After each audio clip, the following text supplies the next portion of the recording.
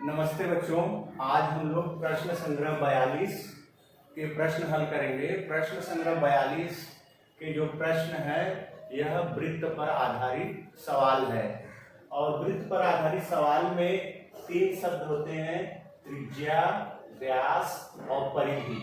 हमें इन्हीं तीनों पर आधारित सवाल हल करने हैं। तो पहला सवाल हल करने से पहले समझ लेते हैं कि त्रिज्या क्या होती है, व्यास क्या होता है, परिधि क्या है और इन्हें ज्ञात करने का सूत्र क्या है। तो बच्चों, ये हमारा वृत्त है और ये वृत्त का केंद्र है, ठीक है।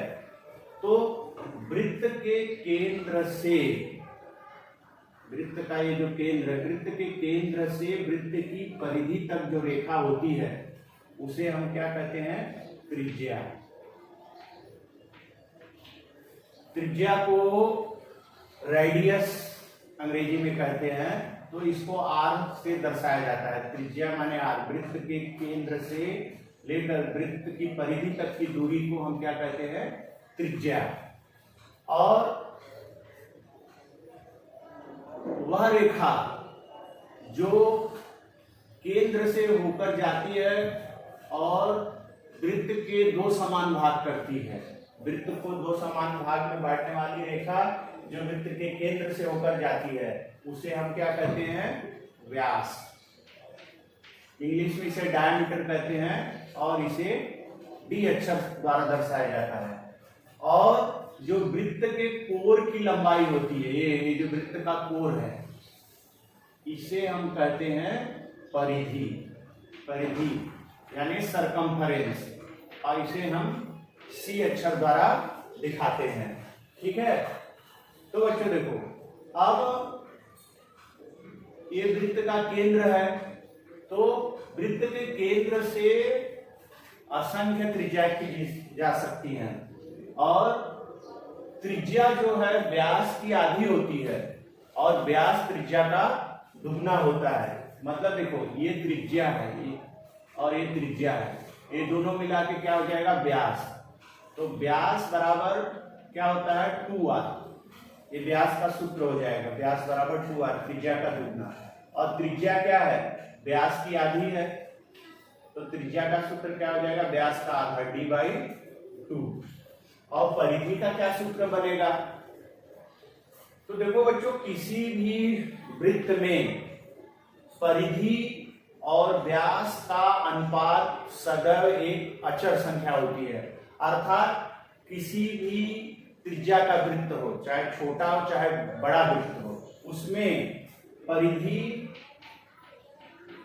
और व्यास का अनुपात एक अचर संख्या आती है, माने एक निश्चित संख्या आती है जिसे पाई अक्षर द्वारा दर्शाते हैं। और पाई का मान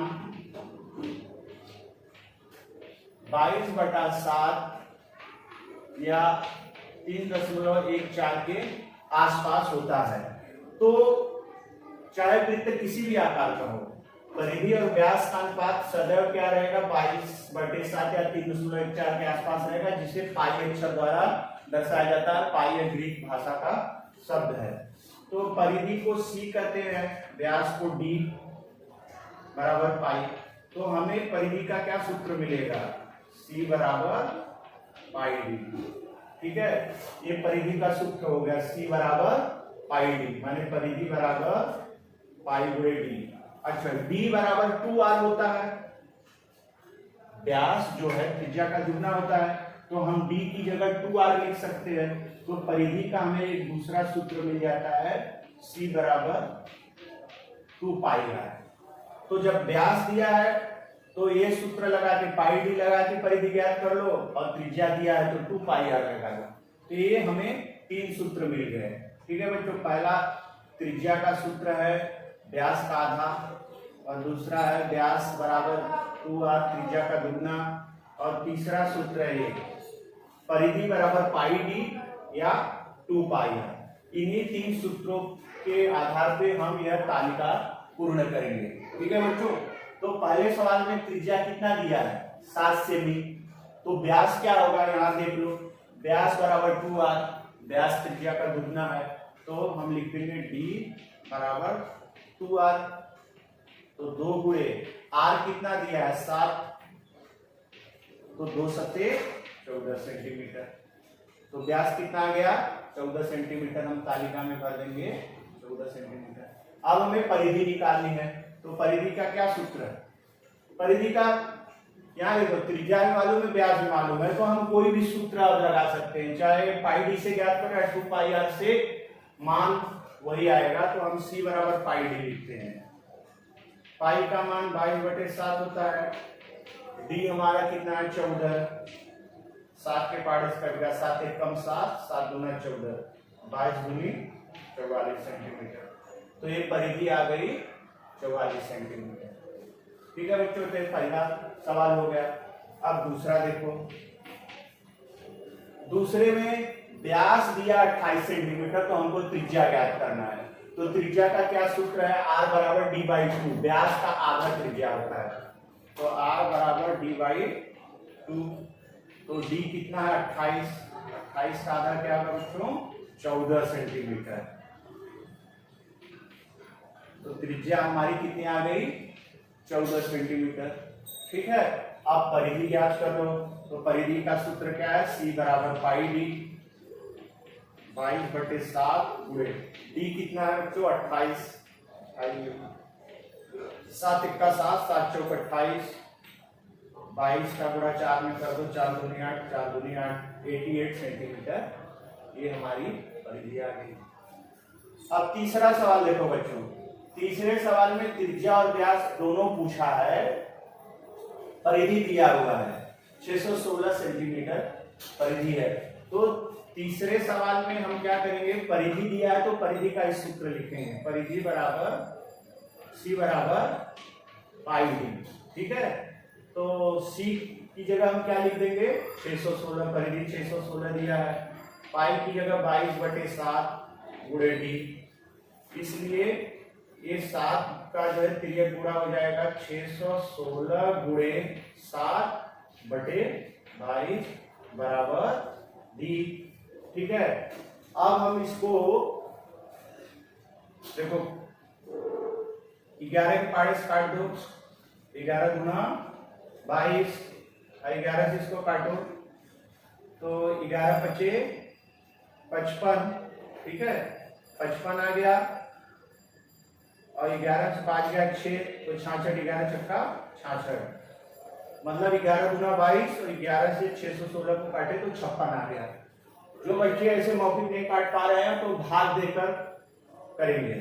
ठीक है, अब 2 से 56 को काटो, 2 एक कम 2, ये आ गया 28, 2 से हम 56 में भाग दे तो 28 आ गया।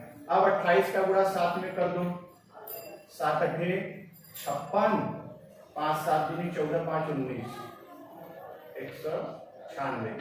इसलिए d बराबर कितना आ गया बच्चों 196 सेंटीमीटर। ये हमारा व्यास आ गया 196 सेंटीमीटर, तालिका में भर देंगे। अब हमें त्रिज्या ज्ञात करना है, तो त्रिज्या का सूत्र क्या है? त्रिज्या जो है व्यास का आधा होता है, तो d/2, d का मान 196 है, 196/2 कर दो। अब इसको काट दो, 2 1 का 2, 2 9 18, 2 8 16, ये 98 सेंटीमीटर आ गया त्रिज्या। ये बच्चों हो गया 98 सेंटीमीटर त्रिज्या। ठीक है, अब हम चौथा सवाल देखेंगे। चौथे सवाल में भी ये तीसरे ही जैसा है, अंक बदली हुआ है, यहाँ पर भी त्रिज्या और व्यास पूछा जा रहा है, परिधि दिया हुआ 72.6 सेंटीमीटर। तो परिधि का सूत्र लिख देंगे c बराबर पाई डी। तो 72.6 बराबर पाई का मान 22/7 गुणे डी। तो 72.6, ये 7 का यहाँ गुणा हो जाएगा और 22 जो है बटे में हो जाएगा बराबर। अब बच्चों हम इसको 22 से काट देंगे, 22 से कम 22, देखो 22 × 66, 22 × 66, 72 में से 66 घटाओगे 6 आएगा वापस, 22 × 66, यहाँ 10 है तो 3.6 3 आ गया। ठीक है, अब 3.3 में 7 का गुणा कर दो, 7 त्रिक 21, 7 21 से 21 और 2 23।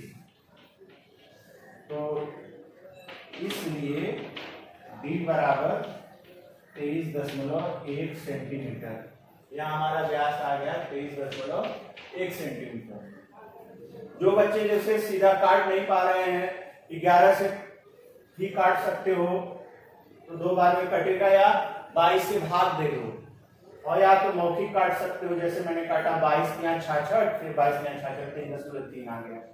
तो इस तरह हमने हल किया तो d बराबर 23.1 सेंटीमीटर आ गया। अब हमें त्रिज्या ज्ञात करना है, तो त्रिज्या हमेशा व्यास की आधी होती है, तो सूत्र है d/2, तो 23.1 बटे, अब 2 से 23.1 में भाग देंगे, 2 एकम 2, फिर 3 में गए 2 एकम 2, अब दशमलव, 2 पंजे 10 और फिर बचा 2 पंजे 10, 11.55 सेंटीमीटर आ गया हमारा त्रिज्या।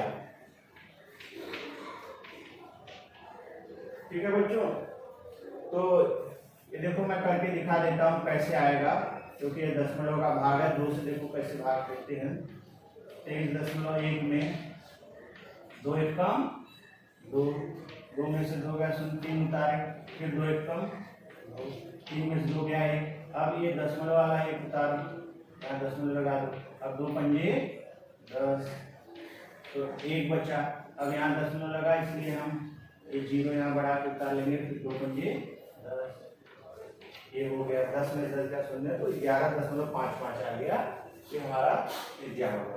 ठीक है बच्चों, तो ये तालिका के सवाल हो गए। अब हम अगला सवाल हल करेंगे।